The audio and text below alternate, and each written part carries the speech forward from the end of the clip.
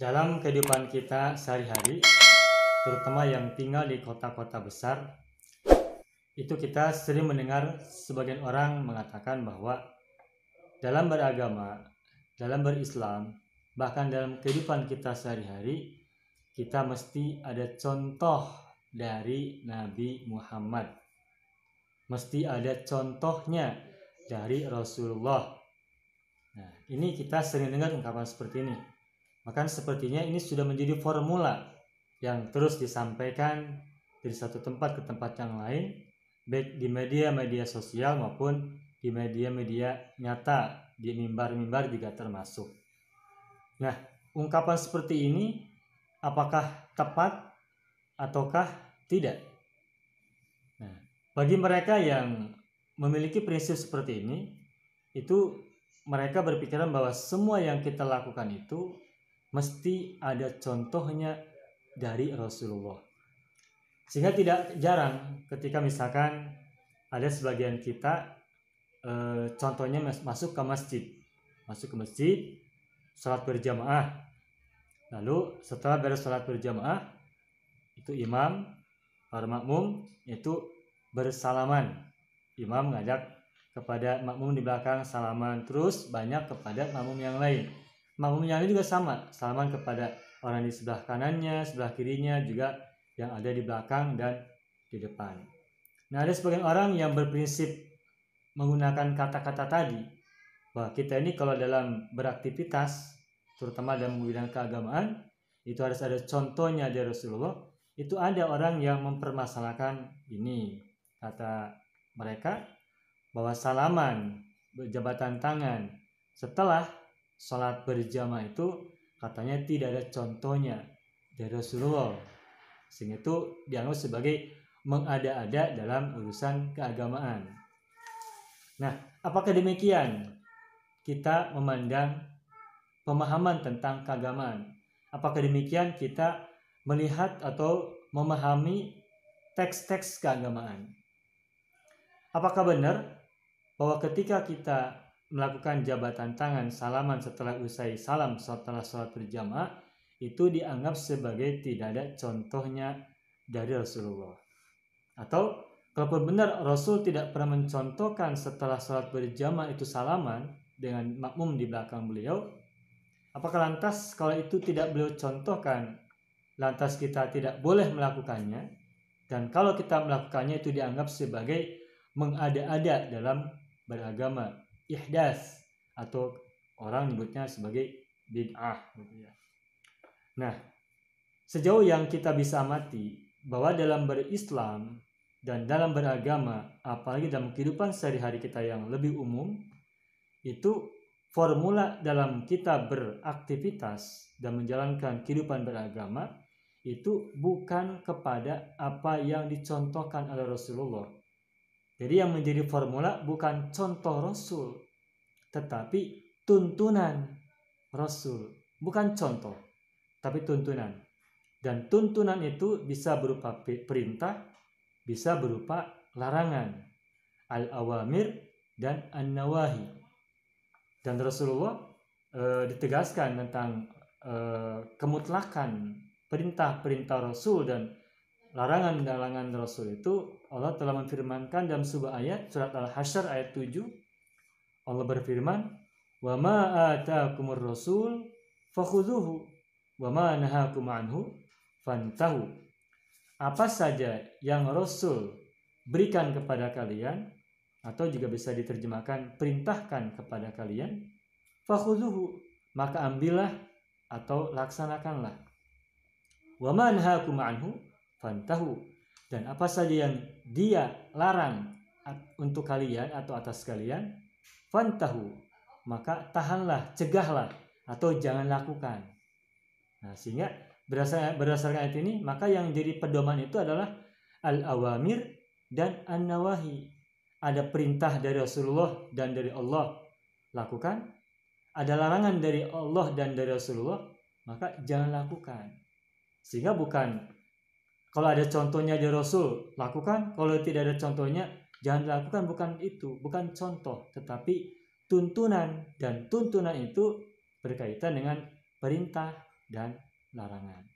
Nah, meskipun boleh jadi Rasul tidak pernah mencontohkan ketika habis sholat berjamaah itu salaman dengan jamaah yang lain, tetapi meskipun tidak ada contohnya, perintah tentang bersalaman kepada sesama itu jelas ada, terutama di hadis Nabi. Kita sudah mengenal hadisnya, yakni tasofahu yadhabil gilu. Salinglah kalian bersalaman atau berjabatan tangan. Yadhabil gilu, niscaya akan hilang kedengkian di antara kalian.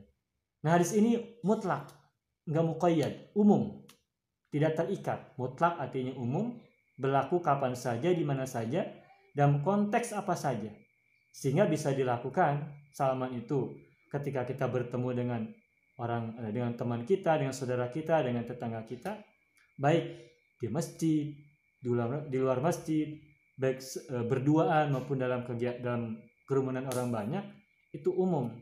Jadi kalaupun kita misalnya setelah sholat berjamaah lantas salaman berjabatan tangan, itu mengamalkan perintah Rasul, tasofahu yadhabil gilu.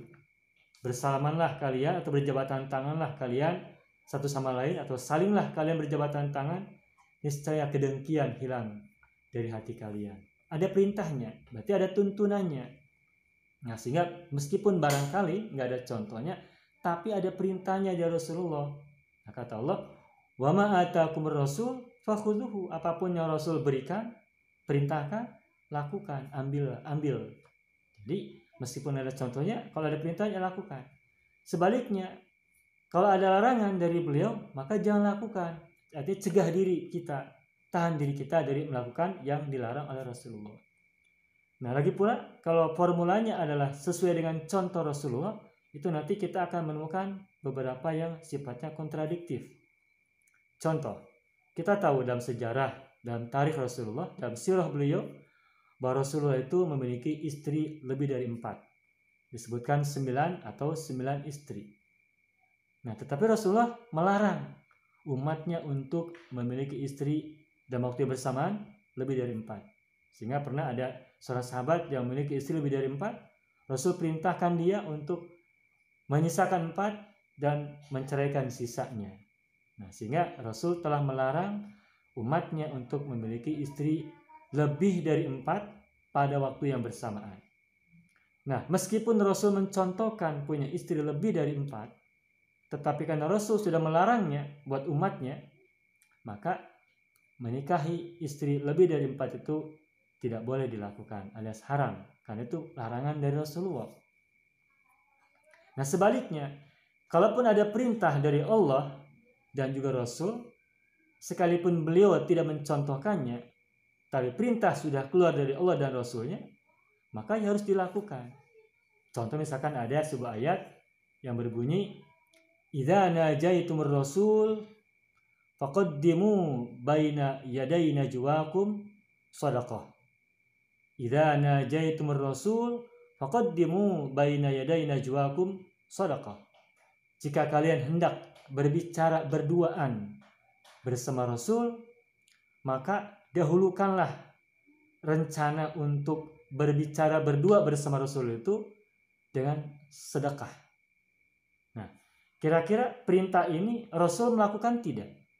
Ini perintah nih. Kalau kita bertemu Rasul, maka ketika kita yang bertemu Rasul berduaan, tidak diikuti oleh yang lain, tidak disertai orang-orang lain, ingin berdua bersama beliau, maka kata Allah di Al-Quran, faqaddimu baina yaday najwakum shadaqah. Maka dahuluilah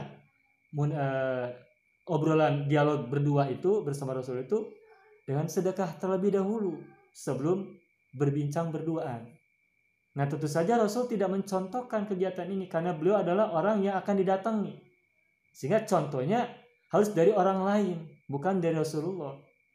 Nah, kan Al-Quran sudah memerintahkan kita untuk bersedekah dulu kalau hendak bertemu Rasul secara berduaan, maka meskipun nggak dicontohkan oleh Rasulullah, ya kita lakukan. Nah, tentu ayat itu ceritanya tentang para sahabat pada masa Rasulullah. Tapi karena ayat ini berlaku untuk di setiap tempat dan setiap waktu abadi sampai hari kiamat nanti, maka kita pun sama sebenarnya. Kalaupun kita ingin berdialog dengan Rasulullah secara ruhiyah, maka agar kita memiliki kesucian hati, maka bisa kita juga lakukan faqaddimu baina yaday najwakum shadaqah. Maka dahulukanlah sebelum kita bertemu Rasulullah berduaan itu dengan sedekah terlebih dahulu. Nah, sehingga kalau begitu maka formula dalam berislam, beragama, apalagi dalam kehidupan secara menyeluruh umum, maka formulanya itu bukan sesuai contoh Rasul, tetapi harus sesuai dengan tuntunan Rasul.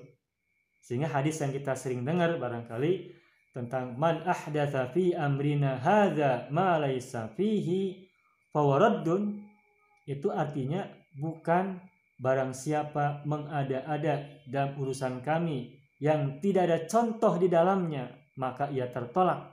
Bukan itu artinya. Terjemahan dari fi amrina bukan contoh, tapi barang siapa yang mengada-ada dalam urusan kami atau agama kami, ma laisa fihi, sesuatu yang tidak ada, yang bukan bagian darinya, atau sesuatu yang tidak ada di dalamnya.